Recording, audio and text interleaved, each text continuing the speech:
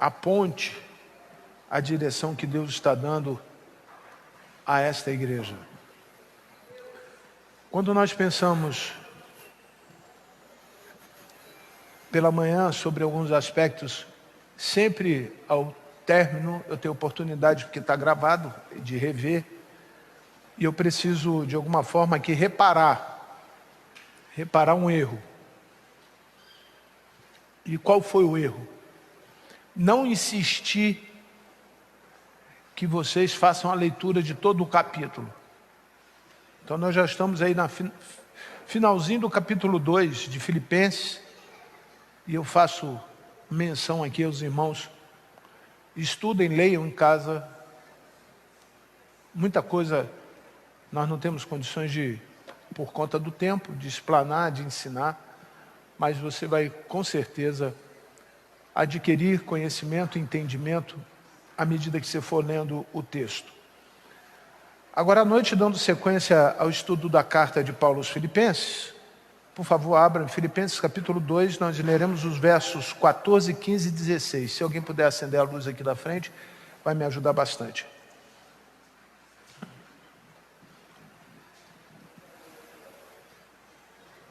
Nós temos um propósito, e o principal propósito é preparar a igreja para o seu compromisso com a sua missão. E qual é a missão da igreja? Falar do evangelho para as pessoas, ensinar para as pessoas Jesus. Será que todos que estão na igreja estão aptos, prontos, preparados para falar de Jesus para as pessoas? De primeira mão, considerando a obra do Espírito Santo na vida dessa pessoa, eles estão. Então, o primeiro degrauzinho. E o que nós vimos e ouvimos a respeito de Jesus? Nós temos visto e ouvido que Jesus é o Senhor. Que nós temos ensinado as pessoas a respeito disso. Nós temos que formar. E parece que a vida para alguns acaba aqui. Eles ficam muito bem aqui dentro, mas não conseguem sair daqui para falar desse amor para outras pessoas. Ou seja, passamos pelo primeiro degrau, chegamos no segundo degrau, mas não conseguimos galgar, não conseguimos crescer. E o que tem sido marcante é que às vezes as pessoas estão ficando muito tempo nesse segundo degrau. Muito tempo dentro da igreja, muito tempo no culto, muito tempo naquilo que é religioso, muito tempo naquilo que simplesmente faz parte de um momento da nossa vida cristã. Há de convir que o maior tempo da sua vida amanhã não vai ser na igreja, alguns no trabalho, na faculdade, vai ser na sociedade. Mas todos os nossos hábitos cristãos e tudo que está relacionado a Cristo, a gente aprende na igreja. E Paulo viu que este seria um problema para a igreja, desde a fundação e até a volta de Cristo. Então nós consideramos que o problema está diretamente ligado ao que nós fazemos na segunda-feira, de forma prática. O que vamos fazer com o que nós absorvemos do domingo? Com o que nós aprendemos hoje? O que nós vamos utilizar amanhã?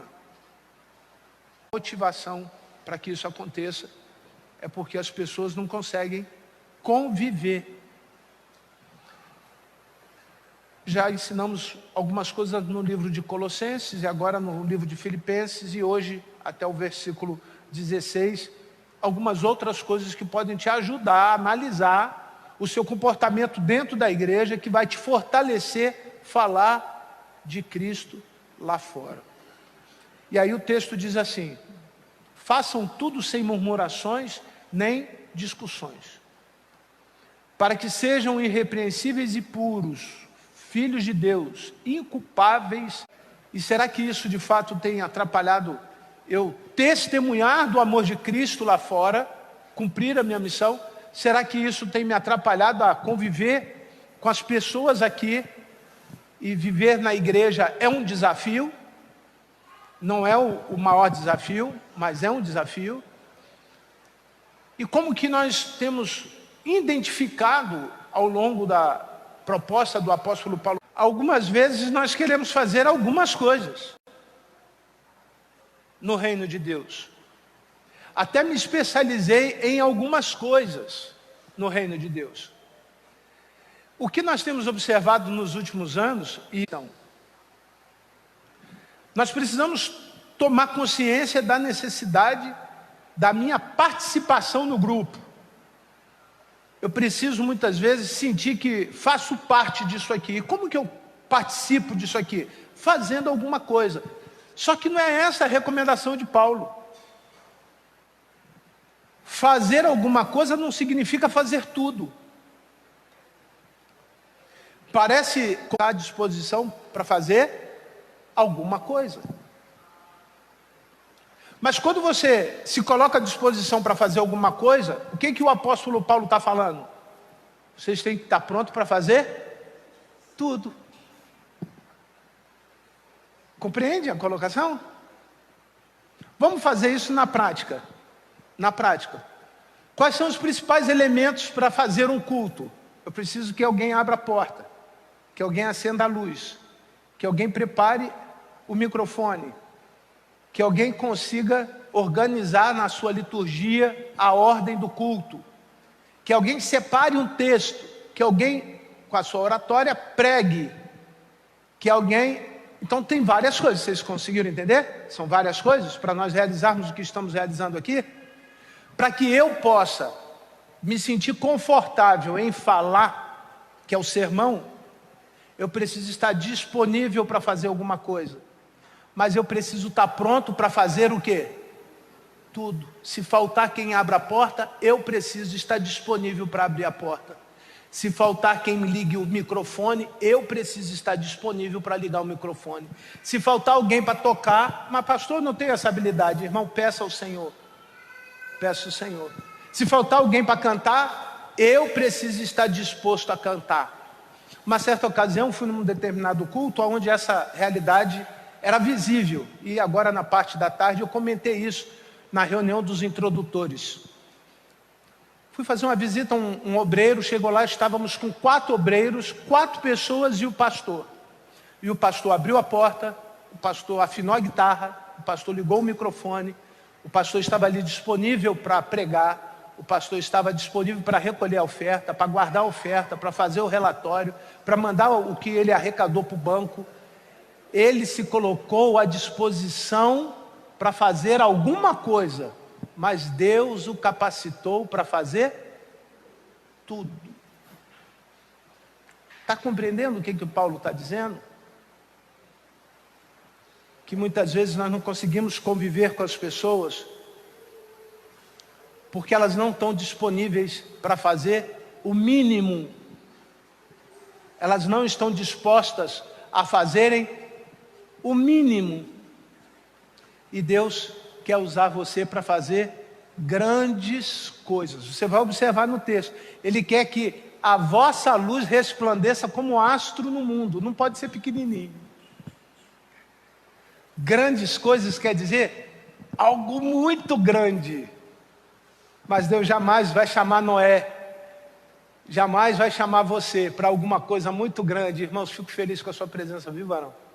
Deus abençoe. Deus não vai chamar você para fazer algo muito grande se você não estiver colocando a sua vida essa noite à disposição, na mão dele, para fazer alguma coisa. E a pergunta que eu te faço: você tem feito alguma coisa? Como eu devo fazer alguma coisa? Que característica da minha ação? Não pode ser murmurando. Você não pode fazer alguma coisa, obrigado. De qualquer jeito. Você não pode se colocar à disposição de Deus porque você tem medo de ficar de fora do reino. Não pode. Você não pode querer fazer alguma coisa para Deus porque você sabe da recompensa que tem quando você está fazendo alguma coisa para Deus. Não pode. Você não tem que trocar nada com Deus. Você não pode, além disso, com discussões. E aqui entra talvez uma das mais importantes e relevantes Característica de alguém que está na obra.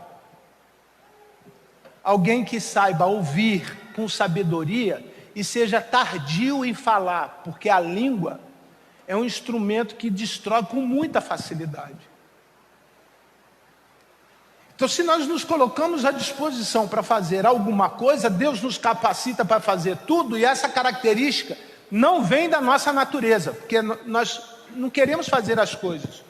É muito comum você encontrar pessoas que estão cansadas. Certamente alguém já falou para você: estou cansado de ir na igreja. Você vai todo domingo na igreja, de manhã, de noite, de tarde, às 6 horas, tem o evangelismo, ontem teve evangelismo, segunda-feira tem atividade, terça, quarta, daqui a pouco nós estamos num processo de transição, onde nós teremos envolvimento com células, e células não são cultos caseiros, nós temos uma série de regras para que isso dê certo, para que isso funcione, para que os nossos desafios sejam alcançados com mais velocidade.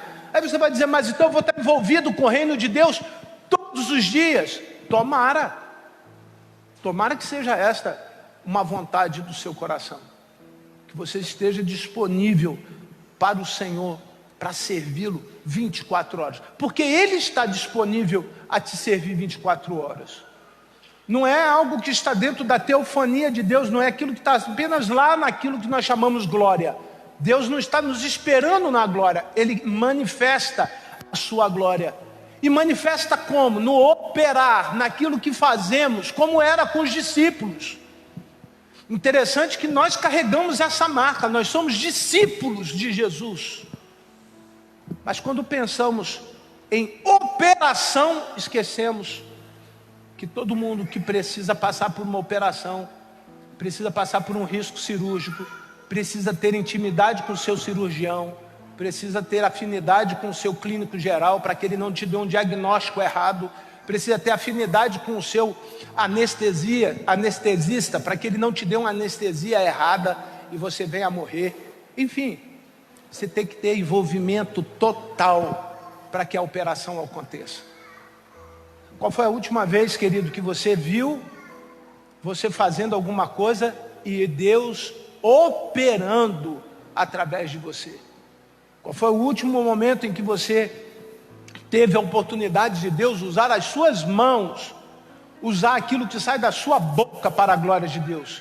Qual foi o último momento em que você percebeu que Deus usou a sua família, o seu trabalho, o seu dia a dia? Lembra do primeiro degrau? Parece que a gente é um looping, né? Parece que a gente chega aqui no alto da fé, aí Deus fala assim: não é aqui que você tem que ficar, você tem que descer e testemunhar, porque com o seu testemunho você vai levar, com a sua vida, outras vidas para perto de Deus. Qual foi a última vez que você começou a fazer alguma coisa para a glória de Deus? E quando nós não fazemos para a glória de Deus, causamos problemas no relacionamento. Quando nós fazemos qualquer coisa para a gente, isso causa problema. Pode observar, qualquer coisa na sua casa que você faz para você, quase sempre dá problema. Quando você pensa no outro, quando você anula a sua vontade e entrega, quando você resolve fazer por amor ao outro, normalmente isso traz uma recompensa muito grande. É claro que somos recheados de ingratidão, mas Deus não é homem, não age assim conosco. Deus não é perverso, pelo contrário, o seu amor e a sua bondade se manifestam de maneira diferenciada. Todas as vezes que nós nos achegamos a Ele, o que a palavra de Deus diz? Ele se achega a nós. O melhor, o Espírito Santo chora quando Ele podia estar usa você, porque você não deixa ser usado por Deus. A segunda coisa que eu quero destacar nesta noite está no próximo versículo, versículo 15.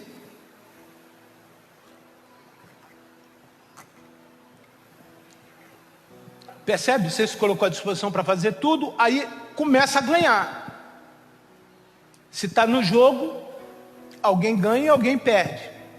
Quando a igreja coloca a sua vida na mão de Deus, o reino de Deus ganha e o diabo perde. Essa é uma visão. Não tem como ficar 0-0, empatado não. Coloca a sua vida na mão de Deus, o diabo perde.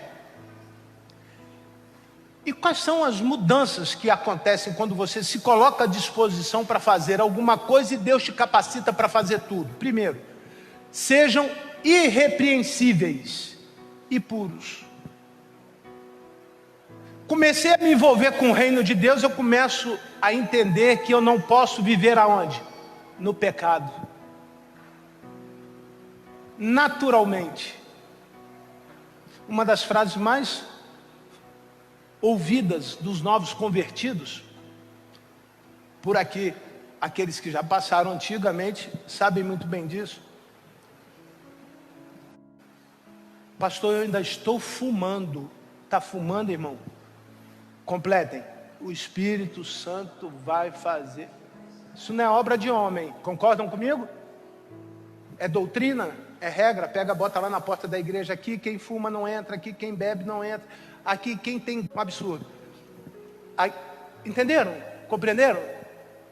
Ou lá na porta está assim: o pecador entra com pecado, aceita Jesus e sai lavado e remido pelo sangue de Jesus. Consegue ter uma visão dessa forma? A igreja consegue ter essa visão? Amém?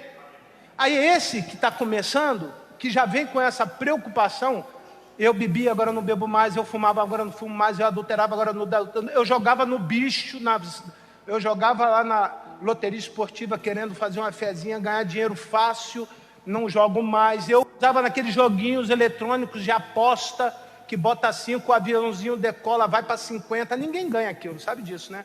Isso é uma pirâmide, é crime, só para vocês terem uma ideia do negócio, é sério isso. Só alguém que ganha, menos quem bota o dinheiro ali, é uma coisa mesmo de submundo. Eu não faço mais, mas essa pessoa, ela ainda é pecadora. Ela pode deixar todos esses pecados, mas ela continua como? Em pecado. Ela precisa de Jesus para largar o pecado. E como que nós adquirimos isso? Lembra o item anterior? Eu me coloco à disposição de Deus para fazer alguma coisa e Deus me capacita para fazer o quê? Tudo. Primeira consequência de quem colocou a sua vida na mão de Deus para fazer alguma coisa e Deus quer capacitá-lo para fazer tudo. Ele te torna santo, irrepreensíveis e o quê? Puro. Você vai se envolvendo com as coisas de Deus falando: eu não posso mais fazer isso. Qual é o primeiro degrau da vida cristã? Testemunho. Como que eu vou falar de Cristo para uma pessoa que bebe eu bebendo? Como que eu vou falar do amor de Deus para uma pessoa que adultera eu adulterando? Como que eu vou falar do amor de Deus para uma pessoa sobre que ele precisa ser honesto eu sendo desonesto? Vivendo uma vida de 7-1 para todo lado? Não dá. Só que Paulo entendia que as pessoas estavam na igreja por conta da religião e eles permaneciam fazendo estas coisas. É isso que dá problema. Eles iam à igreja, mas não eram transformados, a mente não era transformada. Não havia atuação do Espírito Santo. Então o que Paulo falou? Olha, é porque eles não estão envolvidos com a obra, porque se eles se envolverem com a obra, o Espírito Santo, que te faz enxergar o pecado, te convence do pecado e transforma a tua vida, vai ter acesso na tua vida. Entende por que você precisa se envolver com as coisas do reino de Deus? Nós estamos numa luta, e eu quero mais uma vez lembrar isso. Isso todos os anos é um grande desafio, vida devocional. Mas a vida devocional não significa que você cumpriu com o seu papel do dia a dia. É uma parte da vida cristã. O que adianta em casa você ter o cantinho de oração, você orar, você ler a Bíblia, falar a língua, você ter a revelação, pular, fazer isso, fazer aquilo outro. Aí saiu da porta para fora ou da porta para dentro, queridos, briga com a mulher, espanca o filho, grita, xinga. Da porta para fora os seus vizinhos te odeiam. Quando você passa com a Bíblia, as pessoas dizem assim: ah lá, ainda diz que é o quê? Crente. Crente assim, eu não quero ser. Esse é o desafio. A vida devocional vai te dar a armadura de Deus espiritual para vencer o quê? O mundo. Mas você tem que ir para o mundo. Você tem que ir lá fora. Para as pessoas verem em você o seu caráter na hora do negócio. Na hora da oportunidade de fazer o ilícito. Na hora em que o outro quer que você seja cristão e diga para ele, isso eu não compactuo. Integridade. Não há como quem está envolvido com a obra não passar por esse processo. Continuamos pecadores, carregamos uma carga de pecado muito grande, vícios, etc, etc. Mas vai se envolvendo com a obra, naturalmente, o que vai acontecendo? Sejam irrepreensíveis e puros, o quê? Filhos de Deus inculpáveis. Ou seja, que não tem nada para te acusar. No meio de como que é essa geração? Olha como que Paulo via. Uma geração o quê? Leiam, por gentileza. Pervertida e corrupta. Alguns temas que não me diz respeito por conta do nosso horário, não precisariam ser discutidos. Não precisa. Traz seu filho adolescente para a igreja que ele não vai ter acesso à maconha. Traz sua filha adolescente para a igreja que ela vai ter acesso a um casamento lícito, justo, homem de Deus. Pega lá o seu neto que não sabe lá com quem, aonde, e comece a participar da escola bíblica dominical, que ele vai ter princípios e valores. Quando crescer, a própria Bíblia diz, ele não vai se desviar deles. Mas nós não queremos ter um compromisso com isso. Nós achamos que isso é responsabilidade de A, de B, e esquecemos que isso faz parte da minha responsabilidade. A responsabilidade pela qual eu faço parte de uma geração que naturalmente ela é perversa e corrupta. Perversa e corrupta. Se envolva, meu irmão. Se envolva com o reino de Deus. E se você achar que não tem espaço para você, meu irmão, você está totalmente enganado. Porque tem muita coisa aqui mesmo para você fazer. Se você tem alguma dúvida, procure alguém que tenha feito alguma coisa, alguém que está disponível para fazer alguma coisa, e diz assim, olha, eu tenho essa habilidade, eu gostaria de ajudar. Você vai ter a oportunidade de ser treinado, você vai ter a oportunidade de colocar em prática as suas habilidades, e eu tenho certeza que o Espírito Santo de Deus vai lhe convencer de que você está usando a tua vida para a glória de Deus. Isso nós chamamos de mordomia, tá? A pessoa entrega o coração e diz, Senhor, agora usa a minha vida. Isso é mordomo, isso é administrador. E quando você começa a administrar as coisas de Deus com seriedade, com santidade, com todo o seu coração, não há nada que Deus deixe faltar para você, em qualquer esfera da tua vida. Todas as outras coisas, o que diz Mateus 6,33, buscar em primeiro lugar o reino de Deus e a sua justiça, completem, são acrescentadas. Coisas essas que nós não pedimos e nem pensamos. Livramentos dos quais nós não imaginamos. Saúde para minha primeira, segunda, terceira e quarta geração. Prosperidade para a primeira, segunda, terceira e quarta geração. Bênção sem medida. Tu já imaginou? A macumba comendo do teu lado e os anjos do Senhor te protegendo do mal? Já imaginou isso? As pessoas com inveja, querendo destruir a tua casa, a sua família, os seus filhos, e nada disso te atingindo, porque o que está com o Senhor é por Ele. E tudo que está com o Senhor, nada pode impedir a manifestação do Senhor sobre a sua vida. Aleluia! Aleluia! E é só um pouquinho, colocando-se à disposição de Deus.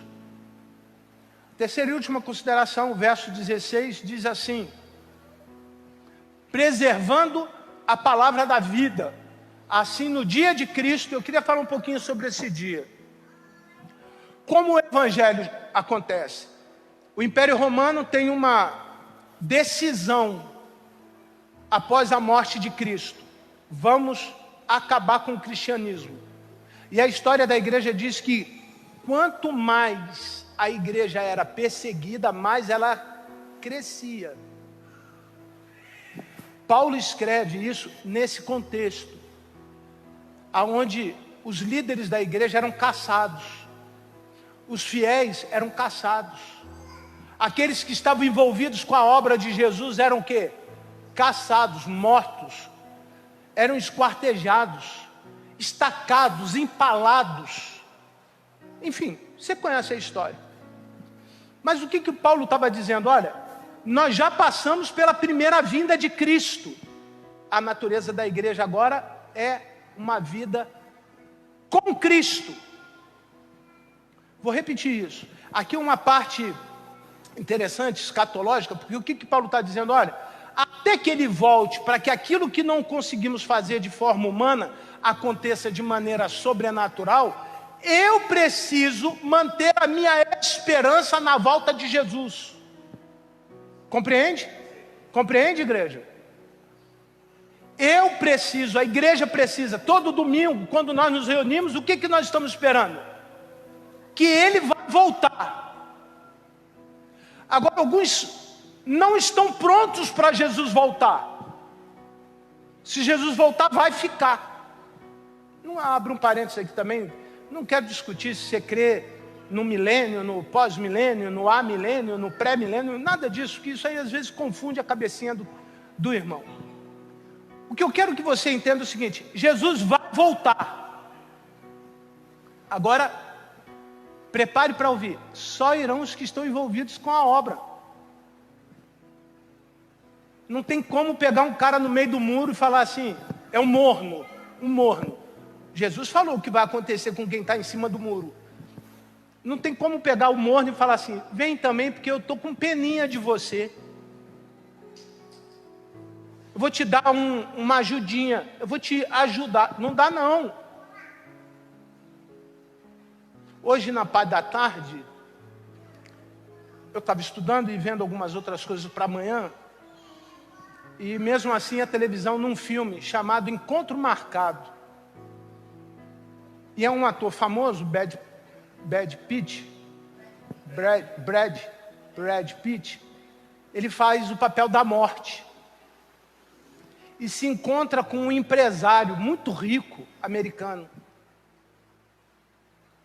E todo o filme se desenrola ele cobrando o empresário para que o empresário faça algumas coisas, porque vai chegar a hora dele morrer. Só que chega um momento, a morte se apaixona pela filha do empresário. E a morte não quer mais ir embora, porque agora ele está apaixonado pela filha do empresário.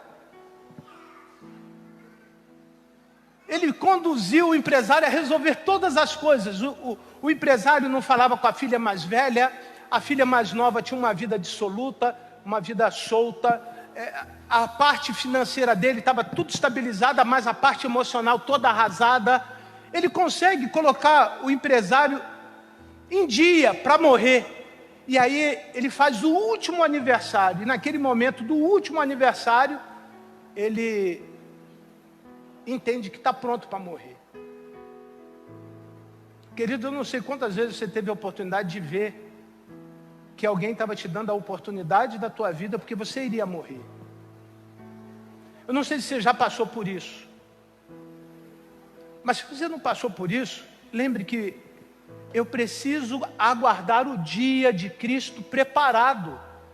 Porque eu não sei, nem os anjos sabem o dia que Ele vai voltar. E no momento em que Ele voltar, eu não posso estar despreparado. Eu não posso estar meio pronto.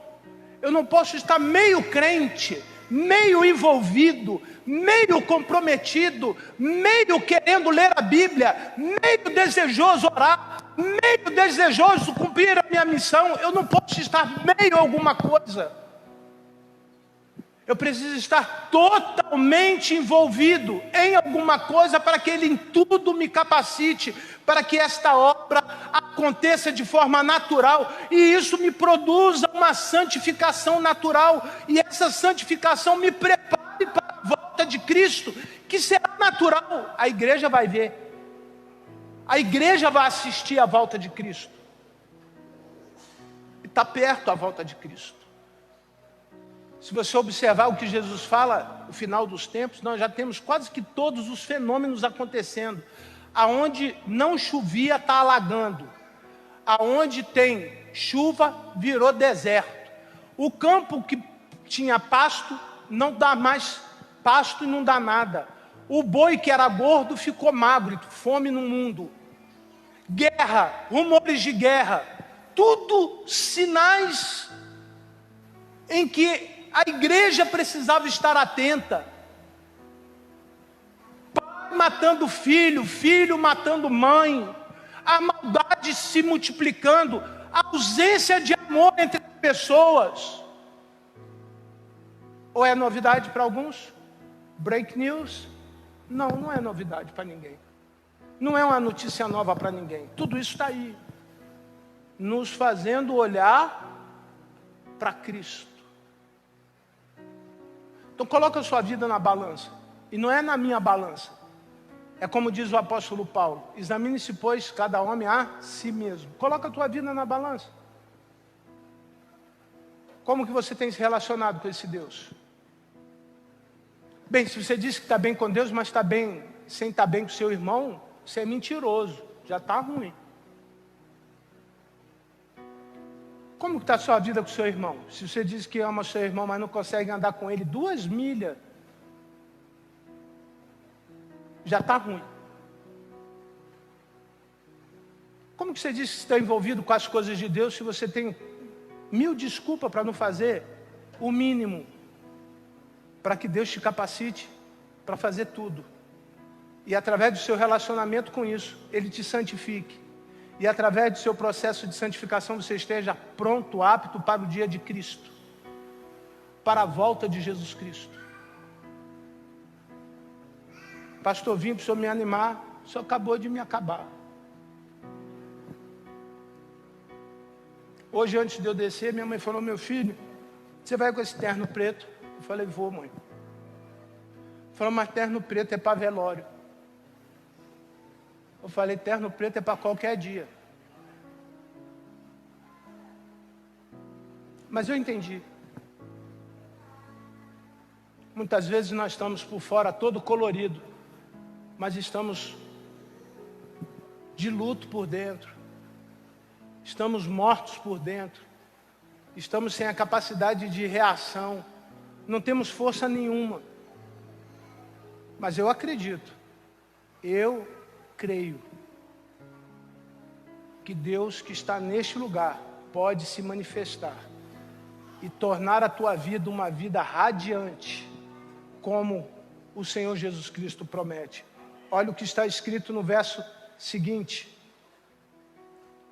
entretanto, mesmo que eu seja oferecido como libação sobre o sacrifício e serviço da fé que vocês têm, ou seja, se eu vier a morrer pelo Evangelho, o que acontece? Fico contente e me alegro com todos vocês. Feche seus olhos e vamos falar com Deus. Eu queria pedir...